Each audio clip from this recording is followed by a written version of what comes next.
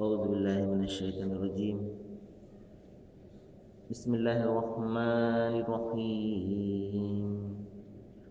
وإن من أهل الكتاب لمن يؤمن بالله وما أنزل إليكم وما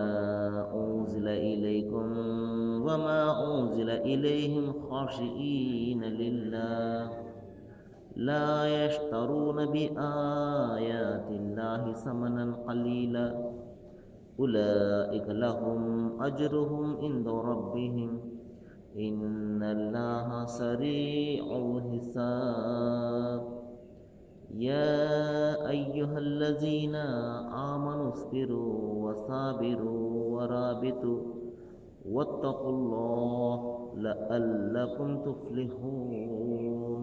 صدق الله العظيم. అనంత కరుణామయుడు అపార కృపాసురుడైన అల్లాహ్ శుభనామంతో ప్రారంభిస్తున్నాను. సోదర సోదరిమణులారా, అయ్యలారా, అమ్మలారా, అస్సలాము అలైకుం రహమతుల్లాహి వబర్కాతు. సర్వలోక ప్రభువు సర్వేశ్వరుడు అల్లాహ్ మనందరి మీద శుభాలను శాంతిని కురిపించునుగాక. ఆమీన్. ఇంతవరకు మనము మానవులందరి మార్గదర్శక గ్రంథం విశ్వప్రభు వల్ల మానవాళి కోసం అవతరింపజేసిన చివరి దైవ గ్రంథం దివ్య ఖురాన్ నుండి 3వ అధ్యాయం 200వ వాక్యం యొక్క అరబీ మూలంను వినడం జరిగింది. ఈ వాక్యాలలో సృష్టి ప్రభువు ఒక ప్రధానమైనటువంటి విషయాన్ని గురించి తెలియజేస్తున్నాడు. మనము అనేక సందర్భాల్లో విని ఉన్నాము. దైవము మానవాళికి మార్గదర్శకత్వాన్ని మరి ప్రతి కాలంలోనూ కూడా పంపించాడు, ప్రతి జాతిలో కూడా పంపించాడు. దేవుని మార్గదర్శకత్వం రానటువంటి ఏ జాతి కూడా లేదు. వలికుల్లి ఉమ్మతి రసూల్ అంటే ప్రతి జాతికి ఒక ప్రవక్త ఉన్నాడు. లికుల్లి అజలిన్ కితాబ్, ప్రతి జాతికి కూడా ఒక గ్రంథం ఉన్నది అని దైవము మరి అనేక సందర్భాల్లో చెప్పడం జరిగింది. ఈ విధంగా దైవము మానవాళికి మార్గదర్శకత్వాన్ని ఇచ్చే ఈ పరంపరలో చివరిగా వచ్చినటువంటి మరి మార్గదర్శకత్వము అంతిమ దైవగ్రంథం ఖురాన్. మరి ఆ విధంగా ప్రభవింపజేయబడినటువంటి ప్రవక్తల్లో చివరిగా వచ్చిన వారే మహాప్రవక్త ముహమ్మద్ సల్లల్లాహు అలైహి వసల్లం వారు. మరి ఇక్కడ తెలియజేసినటువంటి విషయం ఏమిటంటే, ఖురాన్ కంటే ముందు వచ్చినటువంటి గ్రంథాలను పొంది ఉన్నటువంటి ప్రజలు, వాళ్ళను గురించి దైవం వారి యొక్క గుణగణాలను గురించి, వారి యొక్క మంచితనాన్ని గురించి దైవం ఇక్కడ తెలియజేస్తున్నాడు. అదేంటంటే, గ్రంథ ప్రజలలో కొందరు మరి అల్లాహ్ను విశ్వసిస్తారు, నీ వైపునకు పంపబడిన ఈ గ్రంథాన్ని విశ్వసిస్తారు, మరి స్వయంగా వారి వైపునకు ఇదివరకే పంపబడిన గ్రంథాన్ని కూడా విశ్వసిస్తారు. అల్లాహ్ సమక్షంలో వినమ్రులవుతారు. అల్లాహ్ వాక్యాలను స్వల్పమైనటువంటి మూల్యానికి అమ్మరు. అటువంటి వారి ప్రతిఫలము వారి ప్రభు వద్ద ఉన్నది. అల్లాహ్ లెక్క తీసుకోవడంలో ఏమాత్రం కూడా ఆలస్యం చేయడు. సోదరులారా, ఈ విధంగా మరి గతంలో దైవ గ్రంథంని పొంది ఉన్నటువంటి ప్రజల్లో అందరూ కూడా దివ్య ఖురాన్ను, ఈ చివరి మార్గదర్శకత్వాన్ని, చివరి ప్రవక్తను తిరస్కరించరు. మరి ఎవరైతే సత్యాన్ని ప్రేమించే వాళ్ళు ఉంటారో, వాస్తవంగా ఎవరైతే దైవ గ్రంథాన్ని మరి స్పష్టంగా అర్థం చేసుకుని చదివి ఉంటారో వారు ఏమని భావిస్తారు? ఏ విధంగా అయితే పూర్వం వచ్చినటువంటి ప్రవక్తలు ఇచ్చినటువంటి సందేశాన్ని, అదే సందేశాన్ని ఈ గ్రంథం కూడా ఇస్తుంది అన్న సత్యాన్ని గ్రహిస్తారు. ఊరికే వారు ఏమాత్రం కూడా మరి ఆలోచన లేకుండా వ్యతిరేకించరు. కాబట్టి నిజమైనటువంటి దైవదాసులు దైవం పంపినటువంటి అన్ని గ్రంథాలను కూడా విశ్వసిస్తారు. అందరు ప్రవక్తలను కూడా సమానంగా ప్రేమిస్తారు. అందుకనే అంతిమ దైవ గ్రంథం ఖురాన్లో దైవం అనేక సందర్భాల్లో తెలియజేస్తున్నాడు, లా నుఫర్రికు బైన అహదిన్ మిర్ రుసులి, నేను పంపినటువంటి ప్రవక్తల్లో ఎవరి పట్ల కూడా మీరు భేదభావాన్ని, హెచ్చు తగ్గులను ప్రదర్శించకండి. దైవ ప్రవక్తలు అందరూ కూడా దైవం తరపు నుండి వచ్చిన వాళ్ళు ప్రవక్త ముహమ్మద్ సల్లల్లాహు అలైహి వసల్లం వారు ఒక సందర్భంలో చెప్పారు, ప్రవక్తలందరూ కూడా ఒక తండ్రి సంతానం లాంటి వాళ్ళు. అన్నదమ్ముల మధ్య ఏ విధమైనటువంటి అనుబంధం ఉంటుందో అదే అనుబంధం ప్రవక్తల మధ్య ఉంటుంది.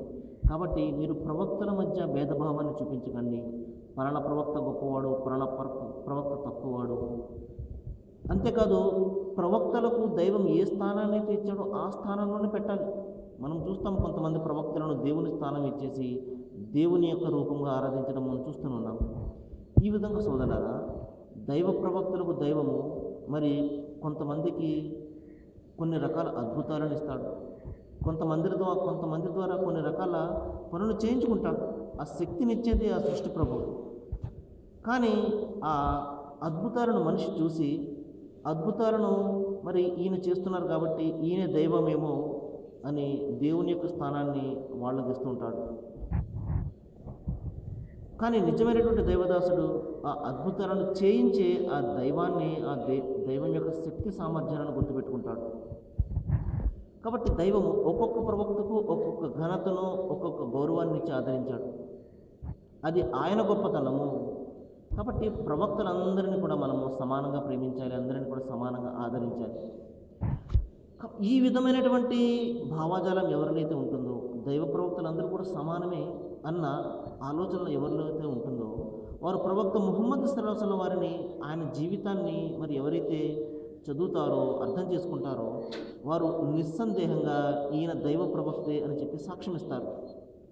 కానీ ఎవరైతే సంకుచితమైనటువంటి మనస్సు ఉంటుందో, నా వద్దకు వచ్చినటువంటి గ్రంథమే నిజమైనది, దీన్ని మాత్రమే నేను విశ్వసిస్తాను, మిగతా గ్రంథాలు నాకు అనవసరము అని సంకుచితమైనటువంటి మనస్సు, భావాజాలం ఎవరికైతే ఉంటుందో, వారు ప్రవక్త ముహమ్మద్ వారిని తిరస్కరిస్తారు, మరి అంతిమంగా వచ్చినటువంటి ఖురాన్ను కూడా తిరస్కరిస్తారు.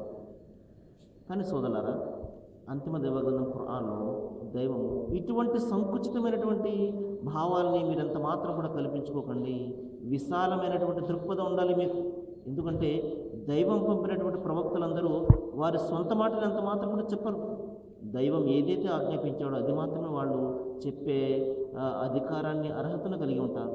కాబట్టి ఏ ప్రవక్త వచ్చినా ఆ సృష్టి ప్రభు అల్లాహ్ను గురించి మాత్రమే తెలియజేశాడు. ఉదాహరణకు క్రీస్తు యేసు యొక్క జీవితాన్ని పరిశీలిస్తే ఆయన చెప్పారు, రబ్బీ వ రబ్బకుముల్లా ఫఅబుదు హాజా సిరాత ముస్తకీం. ఓ ఇజ్రాయెల్ జాతి వంశీయులారా, సృష్టి ప్రభు అల్లాహ్ను మాత్రమే ఆరాధించండి, ఆయన నాకు ప్రభువే, మీకు ప్రభువే. కాబట్టి ఈ మార్గంలోనే అనుసరించండి, నన్ను అనుసరించండి. మరి నా మార్గము దైవం వద్దకు చేరుస్తుంది, సాఫల్యాన్ని ఇస్తుంది, నిత్య జీవాన్ని ఇస్తుంది. నా మార్గాన్ని అనుసరించండి అని చెప్పడం జరిగింది. ఆయన మార్గం ఏమిటి? సృష్టి ప్రభువును ఆరాధించడము, ఆయన ఒక్కనికి మాత్రమే స్తుతి స్తోత్రాలు చెల్లించడము, ఇది ఆయన మార్గము. కాబట్టి నిజమైనటువంటి దైవదాసుడు ఆయన మార్గాన్ని అనుసరించాలి. ఆయన మార్గమే ముహమ్మద్ ప్రవక్త సల్లల్లాహు అలైహి వసల్లం వారు కూడా బోధించింది కూడా అదే మార్గము. ఆ ప్రవక్త ఒక్కరే కాదు, ప్రతి ప్రవక్త కూడా ఒకే మార్గాన్ని బోధించారు. తమ ఇష్టం వచ్చినట్లు మార్గాలను వారు ఎంత మాత్రం కూడా బోధించలేదు. ఒకే ధర్మాన్ని గురించి బోధించారు, ఒకే దైవాన్ని గురించి బోధించారు, ఒకే స్వర్గాన్ని గురించి, నిత్య జీవాన్ని గురించి బోధించారు. అదేమిటి? మనిషి సంపూర్ణంగా తన సృష్టి ప్రభువుకు మాత్రమే ఆరాధన చేయాలి. సృష్టి ఆరాధన చేయకూడదు, ప్రవక్తల ఆరాధన చేయకూడదు, మనుష్యుల ఆరాధన చేయకూడదు, జీవజాలాల యొక్క ఆరాధన చేయకూడదు. సృష్టి ప్రభువు యొక్క ఆరాధన మాత్రమే, సృష్టికర్త ఆరాధన మాత్రమే చేయాలి. ఈ సందేశాన్ని ప్రతి ప్రవక్త, ప్రతి జాతిలోనూ, ప్రతి కాలంలో, ప్రతి భాషలో కూడా ఇవ్వడం జరిగింది సోదరులారా.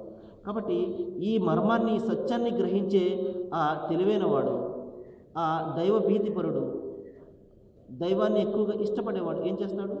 అంతిమ దైవగ్రంథం ఖురాన్ను చదవగానే అతన్ని కళ్ళు చెమరుస్తాయి. నిస్సందేహంగా నా వద్దకు వచ్చినటువంటి గ్రంథాన్ని పంపినటువంటి దైవమే ఈ గ్రంథాన్ని కూడా పంపాడు అని వారు అమాంతంగా సత్యాన్ని గ్రహిస్తారు సోదరులారా. మరి అటువంటి సజ్జనుల యొక్క గుణగణాల గురించి దైవం ఇక్కడ తెలియజేస్తున్నాడు. గ్రంథ ప్రజలలో కొందరు అల్లాహ్ను విశ్వసిస్తారు, అందరూ విశ్వసించరు సోదరులారా. ఎందుకంటే మనిషి యొక్క ప్రధానమైనటువంటి శత్రువు ఒకడు ఉన్నాడు, శైతాన్ అనేవాడు. వీటి ప్రధాన పని ఏమిటంటే మనుషులను ఎంత మాత్రం కూడా సత్యాన్ని గ్రహించడానికి అవకాశం ఇవ్వడు. అనేక రకాల మరి సందేహాలను పడవేస్తాడు, అనేక రకాల అపోహలకు గురి చేస్తాడు. వాస్తవమైనటువంటి విషయాన్ని అర్థం చేసుకోకుండా రకరకాలైనటువంటి మాయాజాలాన్ని కల్పించేస్తూ ఉంటాడు.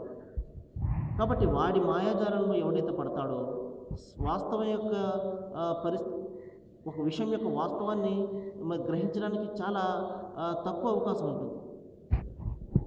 కానీ కొంతమంది ఉంటారు సత్యాన్ని ప్రేమించేవారు, ప్రతి విషయాన్ని పరిశీలన దృష్టితోటి చూసేవారు. వాడి మీద మరి అటువంటి వారిపై మరి ఆ శైతాన్ యొక్క పప్పులు ఎంత మాత్రం కూడా ఉడకవు. మరి అటువంటి నిజమైనటువంటి దైవభీతి పరుల గురించి, మరి ఖురాన్ కంటే ముందు వచ్చినటువంటి గ్రంథాలను పొంది ఉన్నటువంటి ప్రజల గురించి దైవం తెలియజేస్తున్నాడు. వారిలో కొంతమంది నిజమైనటువంటి దైవభీతి పరులు, వాస్తవాన్ని గ్రహించేవారు, దైవ గ్రంథాన్ని పారాయణం చేసేవారు, అర్థం చేసుకుని పారాయణం చేసేవారు. మరి అటువంటి వారు ఈ అల్లాహ్ను కూడా విశ్వసిస్తారు. ఏ పేరుతో, ఏ అల్లాహ్ పేరుతో అయితే మరి అంతిమ దైవగ్రంథం ఖురాన్లో దైవం ఉన్నాడు, వాళ్ళు ఈ అల్లాహ్ అనే దైవం కొత్త దైవం అని ఎంత మాత్రం గ్రహించరు. ఏ దైవమైతే యెహోవా పేరుతోటి బైబిల్ గ్రంథంలో ఉన్నాడో, ఏ దైవమైతే సర్వేశ్వరుని పేరుతోటి భగవద్గీత గ్రంథాల్లో, వేదాల్లో, ఉపనిషత్తులో ఉన్నాడో ఆ దైవమే ఈయన అని చెప్పేసి అమాంతంగా గ్రహిస్తారు. మరి వారి యొక్క హృదయము సృష్టి ప్రభువు పట్ల మరి ఎంతో ప్రేమతోటి నిండిపోతుంది, భీతితోటి నిండిపోతుంది. అటువంటి వారి గురించి దైవం ఇక్కడ తెలియజేస్తున్నారు సోదరులారా. గ్రంథ ప్రజలలో కొందరు అల్లాహ్ను విశ్వసిస్తారు, అంతేకాదు సుమా, నేను ఇప్పుడు పంపినటువంటి ఖురాన్ను విశ్వసిస్తారు. ఖురాన్ కంటే ముందు వారి వద్దకు మరి పంపబడినటువంటి గ్రంథాలను కూడా విశ్వసిస్తారు. మరొక సందర్భంలో సృష్టి ప్రభువు తెలియజేస్తున్నాడు, ఇటువంటి వారికి నేను మరి 2 స్వర్గాలను ఇస్తాను అంటున్నాడు. 2 స్వర్గాలు అంటే 2 స్వర్గాలు ఉంటాయని కాదు సోదరులారా. అంటే మరి వారికి రెట్టింపు ప్రతిఫలాన్ని ఇస్తానంటున్నాడు. ఒకటి, తమ వద్ద పంపబడినటువంటి గ్రంథాన్ని విశ్వసించినందుకు, మరి చివరిగా వచ్చినటువంటి ఖురాన్ను కూడా విశ్వసించినందుకు వారికి రెట్టింపు ప్రతిఫలాన్ని ఇస్తానంటున్నాడు. కాబట్టి సోదరులారా, మనలో భేషజాలకు ఎంత మాత్రం కూడా తావు ఇవ్వకూడదు. మరి ఊహలకు, అపోహలకు ఎంత మాత్రం కూడా మనం తావు ఇవ్వకూడదు. కాబట్టి నిండు మనసుతోటి, విశాలమైనటువంటి దృక్పథంతో మనం ఆలోచన చేసినట్లయితే, అంతిమ దైవగ్రంథం ఖురాన్ యొక్క పారాయణం చేసినట్లయితే, ఇది నిస్సందేహంగా మా బైబిల్ గ్రంథంలో ఉన్నటువంటి దైవమే, మా భగవద్గీత గ్రంథంలో ఉన్నటువంటి దైవమే ఈ దైవం కూడా అని చెప్పేసి అమాంతంగా గ్రహిస్తారు. మరి ఎప్పుడైతే సంకుచితమైనటువంటి భావజాలం ఉంటుందో, నా వద్దకు వచ్చినటువంటి గ్రంథమే నిజమైనది, మిగతా గ్రంథాలు నాకు సంబంధం లేదు అని ఎవరైతే భావిస్తారో వారికి వాస్తవం యొక్క పరిస్థితి అంత మాత్రం కూడా అర్థం కాదు సోదరులారా. ఈ విధమైనటువంటి భావజాలాన్ని ఎంత మాత్రం కూడా మీరు కల్పించుకోకండి అని దైవం నిర్దేశించాడు. కాబట్టి మరి మేము ఖురాన్తో పాటు ఖురాన్ కంటే ముందు వచ్చినటువంటి గ్రంథాల యొక్క అధ్యయనం కూడా చేయడం జరిగింది. వేదాలను, ఉపనిషత్తులను, భగవద్గీత గ్రంథాన్ని, ఇంకా బైబిల్ గ్రంథాలను అధ్యయనం చేసిన కారణంగానే మరి వాస్తవ పరిస్థితి మాకు తెలిసింది, ఈ విధంగా చెప్పగలుగుతున్నాము. కాబట్టి సోదరులారా, మరి సృష్టి ప్రభు ఇక్కడ తెలియజేస్తున్నాడు, వారు నిజమైనటువంటి దైవభీతి పరులు తమ వద్ద పంపబడినటువంటి గ్రంథంతో పాటు ఈ అంతిమంగా వచ్చినటువంటి ఈ దైవ గ్రంథం ఖురాన్ను కూడా విశ్వసిస్తారు. దైవ ప్రవక్తను కూడా వాస్తవం నిస్సందేహంగా అయిన మరి దైవం పంపినటువంటి ప్రవక్తల్లో ఒకడుగా వారు సాక్ష్యం ఇస్తారు. అంతేకాదు సుమా, వారు అల్లా సమక్షంలో వినమ్రులవుతారు. మరి అల్లా వాక్యాలను, అంటే దైవ వాక్యాలను కొద్దిపాటి మూల్యానికి ఎంత మాత్రం కూడా అమ్మరు. మరి ఇటువంటి వారి యొక్క ప్రతిఫలము అల్లాహ్ వద్ద ఉన్నది.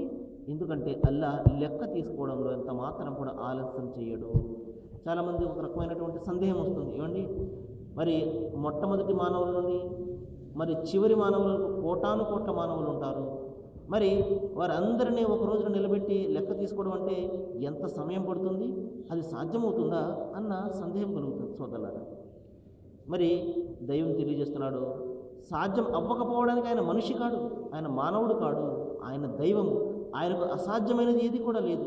మనం చూస్తున్నాము, మానవుల చేత నిర్మితమైనటువంటి కంప్యూటర్లో మనం చూస్తున్నాము, మరి కోటాను కోట్ల మంది డేటా కేవలము చిన్న చిప్లో మనం నిక్షిప్తం చేయగలుగుతున్నాము.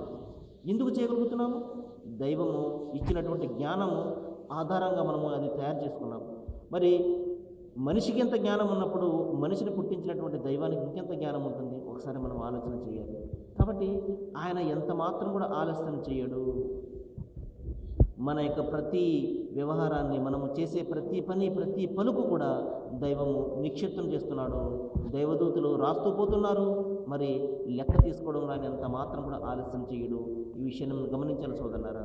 కాబట్టి ప్రధానంగా మనకు ఈ రోజున తెలిసినటువంటి విషయం ఏమిటంటే, నిజమైనటువంటి దైవభీతిపరుడు, విశ్వాసి మనము అనుకుంటుంటాం. మేము విశ్వాసులమండి, మేము నమ్ముకున్నామండి, దైవాన్ని నమ్ముకున్నామండి అని చెప్పేసి చాలామంది మనకు చెప్తుంటారు. కాబట్టి నిజంగా దైవాన్ని నమ్మడం అంటే, విశ్వసించడం అంటే సోదరులారా, దైవంతో పాటు, ఆయన గ్రంథంతో పాటు ఆయన మరి ఇంకొక గ్రంథాన్ని కూడా పంపించాడు చివరిగా. అదే అంతిమ దైవ గ్రంథం ఖురాన్.